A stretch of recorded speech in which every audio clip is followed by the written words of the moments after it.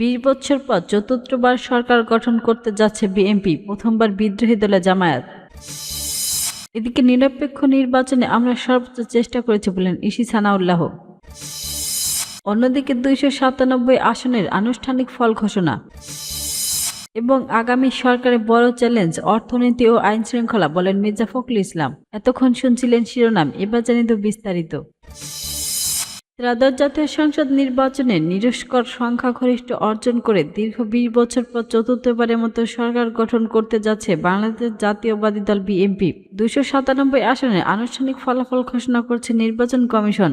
BNP একক দল হিসাবে পেয়েছেন ২০৯টি আসন এবং তার মিত্ররা পেয়েছেন আরও ৩টি। অন্যদিকে বাংলাদেশ জামায়াতে ইসলামী ৬৮টি আসনে জয়লাভ করেছেন। এছাড়া জাতীয় নাগরিক পার্টি ৬টি আসন এবং তাদের মিত্ররা পেয়েছেন আরও ৩টি। ইসলামী আন্দোলন বাংলাদেশ ১টি এবং স্বতন্ত্র জয় পেয়েছেন ৭টি আসনে। বাংলাদেশ সরকার গঠনের জন্য ৩০০টি সংসদীয় আসনের মধ্যে অন্তত ১৫১টি আসনে জয় প্রয়োজন হয়। এ হিসাবে বিএনপি এককভাবেই সরকার গঠনের সাংগঠনিক শর্ত পূরণ করছেন। এদিকে বিএনপি চেয়ারপারসন তারেক রহমান ঢাকা ১৭ ও বগুড়া ৬ উভয় আসনে বিপুল ভোটে জয়ী হয়েছেন। এবারই প্রথমবারের মতো জাতীয় সংসদ নির্বাচনে অংশ নেন। অন্যদিকে ঢাকা ১৫ আসনে জয় পেয়েছেন বাংলাদেশ জামায়াতে ইসলামীর আমির ডক্টর শফিকুর রহমান। এদিকে তাকে বিএনপির পক্ষ থেকে আগেই ঘোষণা করা হয়েছিল, দল সরকার গঠন করলে তারেক রহমানই হবে দেশের পরবর্তী প্রধানমন্ত্রী। সর্বশেষ ২০০১ সালের জাতীয় সংসদ নির্বাচনে নিরস্কৃত সংখ্যাগরিষ্ঠতা পেয়ে সরকার গঠন করেছিল বাংলাদেশ জাতীয়বাদী দল। এদিকে ২০০৬ সালের ২৮শে অক্টোবর তৎকালীন প্রধানমন্ত্রী খালেদা জিয়া রাষ্ট্রপতির কাছে ইচ্ছাপত্র প্রদান করলেন। সেই মেয়াদে সপ্তাহে ঘটে। দলটির প্রতিষ্ঠাতা ছিলেন শহীদ রাষ্ট্রপতি জিয়াউর রহমান। পরবর্তী সরকার সাবেক প্রধানমন্ত্রী ও চেয়ারপারসন বেগম খালেদা জিয়াকে জনপ্রিয়তার শীর্ষে নিয়ে যান। দীর্ঘ ৯ বছর স্বৈরাচার বিরোধী আন্দোলনের নেতৃত্ব দিয়ে ১৯৭১ সালে বিজয়ী হয়ে তিনি দেশের প্রথম নারী প্রধানমন্ত্রী হন। এছাড়া ১৯৯৬ সালে স্বল্প সময়ের জন্য সরকার গঠন করেছিলেন বিএনপি। দীর্ঘ ১৭ বছর নির্বাসিত জীবনের অবসান ঘটিয়ে গত বছর ২৫শে নভেম্বর দেশে ফেরার তারেক রহমান এবং ২৭ নভেম্বর ভোটার তালিকায় অন্তর্ভুক্ত হন। ৮০-র দশকে এরশাদুল বিরোধী আন্দোলনের সময় থেকে এই রাজনীতিতে সক্রিয় হন। ১৯৭৮ সালে বগুড়ার গাবতলী উপজেলায় বিএনপি সংসদ হিসেবে তার আনুষ্ঠানিক রাজনৈতিক যাত্রা শুরু হয়। ১৯৯৩ সালে বগুড়ায় গোপন ব্যালটের মাধ্যমে নেতা নির্বাচনের সংস্কৃতি চালু করে তৃণমূল রাজনীতিতে আলোচনার সৃষ্টি করে। এদিকে ২০০২ সালের দিকে দলের সিনিয়র যুগ্ম মহাসচিব এবং ২০০৯ সালে সিনিয়র ভাইস চেয়ারম্যান নির্বাচিত হন।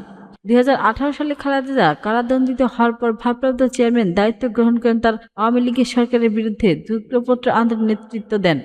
এদিকে ত্রয়োদশ জাতীয় সংসদ নির্বাচনে এই ফলাফল দেশের রাজনৈতিক অঙ্গনে নতুন সমীকরণ তৈরি করছেন। চূড়ান্ত ফলাফল ঘোষণার পর সরকার গঠন ও বিরোধী দলের আনুষ্ঠানিক ঘোষণা আসবে বলে সংশ্লিষ্ট সূত্রে জানা গিয়েছে। নিরপেক্ষ নির্বাচনে আমরা সর্বোচ্চ চেষ্টা করেছি বলেন ইসি সানাউল্লাহ। এদিকে ত্রয়োদশ জাতীয় সংসদ নির্বাচনে নিরপেক্ষভাবে সম্পন্ন করতে নির্বাচন কমিশনার সর্বোচ্চ চেষ্টা করেছেন বলে জানিয়েছেন নির্বাচন কমিশনার ইসি আব্দুল ফজল মোহাম্মদ সালাউল্লাহ। তিনি বলেন, জাতির কাছে আমাদের একটাই প্রতিজ্ঞা ছিল, নিরপেক্ষ নির্বাচন করা। এজন্য আমরা সর্বোচ্চ চেষ্টা করেছি। শুক্রবার বেলা ১১টায় রাজধানীর আগারগাঁও নির্বাচন ভবনে আনুষ্ঠানিক ফল প্রকাশ অনুষ্ঠানে সমাপনী বক্তব্য তিনি এসব কথা বলেন ইসি সানাউল্লাহ। তিনি বলেন, জাতির কাছে প্রতিশ্রুতি ছিল একটি নিরপেক্ষ ও গ্রহণযোগ্য নির্বাচন আয়োজন করা। সেই লক্ষ্য পূরণে কমিশন আন্তরিকতা ও নিষ্ঠার সঙ্গে দায়িত্ব পালন করেছেন। দেশব্যাপী স্বতন্ত্রভাবে নির্বাচনে অংশগ্রহণ করেছেন, এজন্য আমরা তাদের প্রতি কৃতজ্ঞ। তিনি আশা প্রকাশ করেন যে এই নির্বাচনে দেশের গণতন্ত্রকে আরও সুদীর্ঘ করবে এবং ভবিষ্যতে আরও উন্নত ও গ্রহণযোগ্য নির্বাচন আয়োজনের ক্ষেত্রে একটি ইতিবাচক দৃষ্টান্ত হিসেবে কাজ করবেন। এদিকে অনুষ্ঠানে নির্বাচন কমিশন সচিবালয়ে সিনিয়র সচিব ডক্টর আখতার আহমেদ সহ কমিশনের উদ্বোধন কর্মকর্তারা উপস্থিত ছিলেন। এদিকে ২৯৭ আসনে আনুষ্ঠানিক ফল ঘোষণা করেছেন নির্বাচন কমিশনার। শুক্রবার এই ফলাফল ঘোষণা করা হয়। চট্টগ্রাম ২ ও চট্টগ্রাম ৪ আসনের ফলাফল ঘোষণা স্থগিত রাখা হয়েছে। নির্বাচন কমিশন জানিয়েছেন, এই দুটি আসনে ফলাফল পরে ঘোষণা করা হবে, আর একটি আসনে প্রার্থীর মৃত্যুর কারণে নির্বাচন হয়নি। শুক্রবার আগারগাঁও নির্বাচন কমিশন সচিবালয়ে ফলাফল ঘোষণার সমাপনী বক্তব্য ইসি সচিব আখতার আহমেদ এই তথ্য নিশ্চিত করে জানান। ঘোষিত ২৯৭ আসনের মধ্যে বিএনপি ও তার মিত্ররা পেয়েছেন ২১২ আসন, জামায়াতে পেয়েছেন নেতৃত্ব ১১ দলীয় ঐক্য জোট পেয়েছেন ৭৭ আসন, ইসলামী আন্দোলন বাংলাদেশ ১টি, স্বতন্ত্ররা পেয়েছেন ৭টি আসন।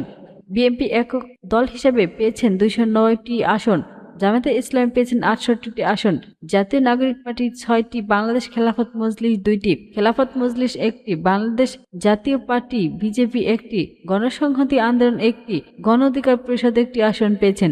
এই ফলাফলে নিরস্কর সংখ্যাগরিষ্ঠতা নিয়ে সরকার গঠন করতে যাচ্ছে বিএনপি।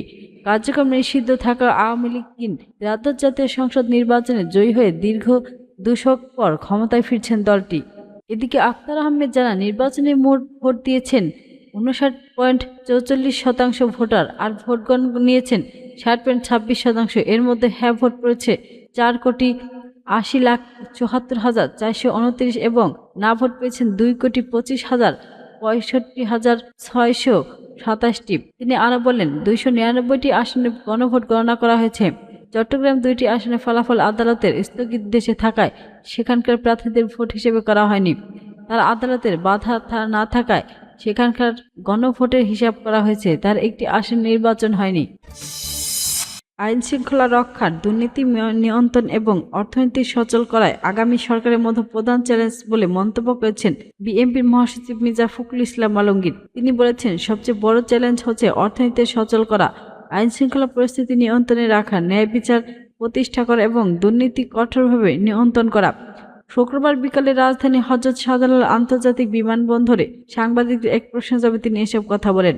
দ্বাদশ জাতীয় সংসদ নির্বাচন ঘিরে নিয়ে সন্তোষ প্রকাশ করেছেন বিএনপির মহাসচিব। শত সহস্র রক্তের বিনিময়ে এই নির্বাচন অনেকদিন পরে একটি চমৎকার, উৎসবমুখর এবং অত্যন্ত স্বচ্ছ নির্বাচন হয়েছে বলে ব্যক্তিগতভাবে আমি মনে করি।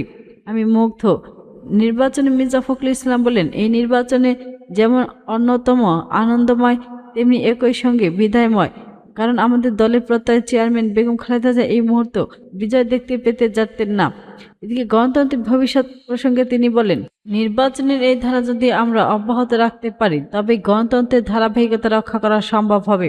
আওয়ামী লীগ ছাড়া নির্বাচন অনুষ্ঠিত হয় এবং দলটির ভবিষ্যৎ নিয়ে করা প্রশ্নের জবাবে তিনি বলেন, আওয়ামী লীগের বিষয়ে সিদ্ধান্ত নিয়েছে নির্বাচন কমিশনার। তাদের রাজনৈতিক কার্যক্রম নিষিদ্ধ করা হয়েছে। পরবর্তী রাজনৈতিক প্রেক্ষাপট থেকে দলটির বিষয়ে ভবিষ্যৎ সিদ্ধান্ত নিয়ে উঠে আসবে।